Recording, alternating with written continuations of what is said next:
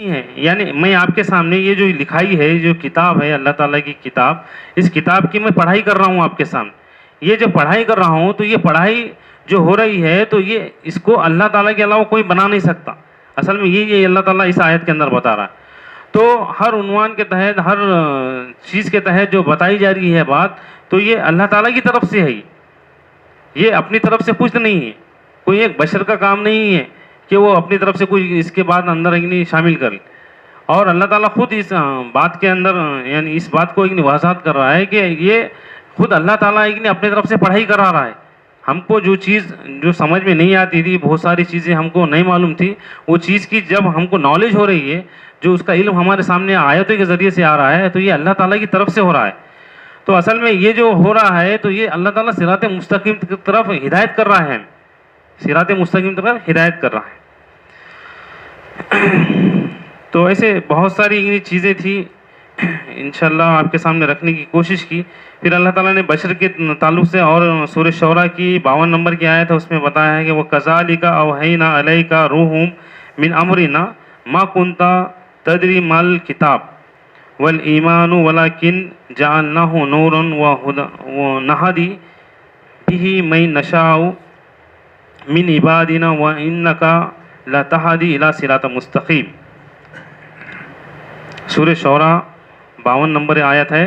اور اسی طرح ہم نے وحی کی تیری طرف روح کو ہمارے امر سے، اور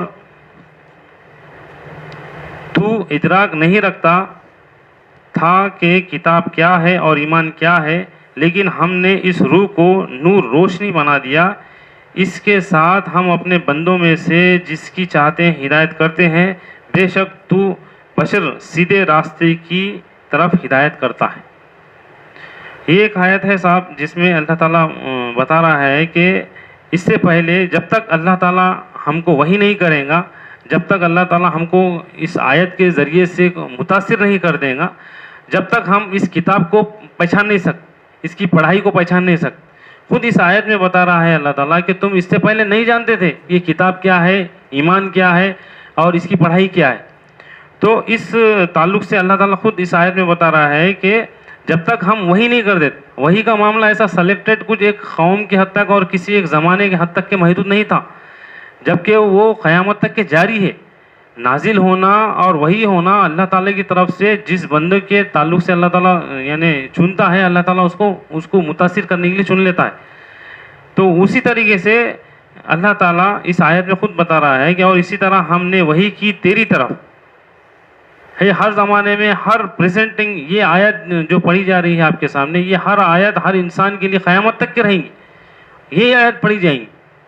آیت میں یہ ہے کہ اور اسی طرح ہم نے وحی کی تیری طرف، لوگوں سے مخاطب ہو گیا. اللہ تعالیٰ خود یہ کہہ رہا ہے کہ اور ہم نے اسی طرح ہم نے وحی کی تیری طرف روح کو اپنے امر سے. اصل میں روح جو ہے نا، روح اس کی آیت کی جو انڈرسٹینڈنگ ہے، جو آپ کو جو چیز سمجھ میں آتی ہے، تو یہ روح الامین اپنے طرف سے اللہ کے امر سے، یعنی اللہ کے حکم سے اس کی وضاحت کرتے ہیں آپ کے سامنے.